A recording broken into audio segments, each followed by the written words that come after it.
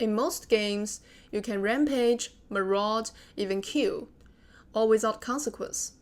After all, it's just a game. But there is a special kind of the game that remembers every choice you made and responds to you in ways you'd never expect. This subverts traditional gaming conventions, challenges the very framework of play itself. This is the metagame. Sea Planet is a pixel art narrative storytelling game I developed in 2024, where I experimented with meta as a core interactive design elements. The central question driving this creation was, are they really trapped in the game? Exploring the meta elements in 2-for-play video games. So what exactly is meta? And what defines 2-for-play? What makes this approach so unique? Don't worry, let's break it down step by step. The term meta originates from Greek, functioning as a prefix to denote self-reference. So the metagame can be understood as a game about a game. In traditional games, characters are typically unaware they exist within the virtual world. This creates a divide between the game and the player, two separate dimensions, divided by an invincible barrier known as the fourth wall. The concept of the fourth wall strikes back to the Western theater. Stages have 3 physical walls, while the fourth is imaginary, separating actors from the audience.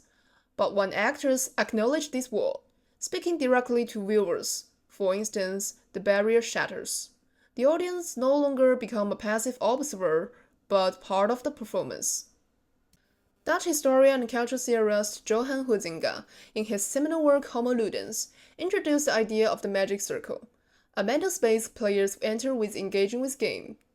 Within the circle, gameplay exists as a self-contained realm of rules and meaning, distinct from reality, and it only happens when both the player and the game are in this shared space.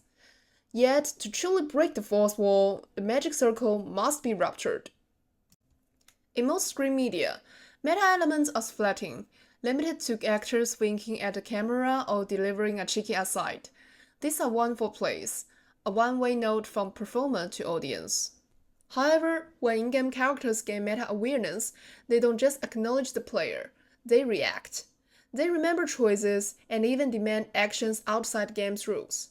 This bi-directional rupture of the magic circle, where players must physically engage beyond the screen, creates a chilling, immersive tension called 2-for-play.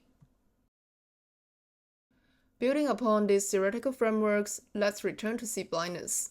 In this project, the core of my exploration revolves around the concept of 2-for-play. The game features a linear narrative while dynamically adjusts the boundaries of the magic circle, ultimately expanding and contracting its scope. I extended the game's reach beyond its visual confidence, invading the player's local desktop. By requiring players to open and read external files to solve otherwise impossible puzzles, I created the illusion of NPCs initiating 2-fold wall breaking, which blurs the line between the game and player. Players' choices in these meta-interactions shape the ending they unlocked, encouraging replayability and experimentation. To disrupt the inherent power imbalance between player and NPCs, I designed levels that strip players of control. When the player attempts to delete germs, an NPC who has gained self-awareness, the expected delete function fails. Instead, germs visually smashes the game file panel, triggering an unavoidable boss chase. Here, the game breaks its own rules, using the NPC's rebellion to emotionally destabilize the player. This deliberate deviation between expected and actual video game behavior is defined as jank. It disrupts players' expectations, removes their sense of control, and creates profound uncertainty. For the fake ending, I employ jank theoretically. Germs hacks the player's computer, escape the game, and forcibly crashes it. The screen simulates a system failure. Transparent windows, play error songs, and pop-outs amplify the meta-illusion. The magic circle violently collapses, expelling the player from its protective frame and leaving them stranded in helplessness. Now the NPC sets the rules. Through these mechanics, Siblanus doesn't just break the fourth wall, it weaponizes it. NPC actively challenge the player, creating emergent dominance dynamics.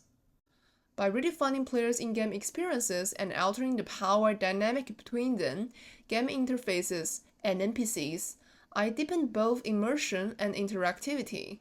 This design paradigm subverts traditional gaming conventions, facilitating a deeper, more nuanced player engagement. However, giving client-side environments technical and platform-specific constraints. Developers must carefully consider practical implementation when creating such meta experiences. Metagame design invites us to experience storytelling through a radically different lens. By breaking the boundaries, it transforms players from passive participants into active co-authors of the narrative itself. Wait, Darms? How did you get in here? No, don't press the button!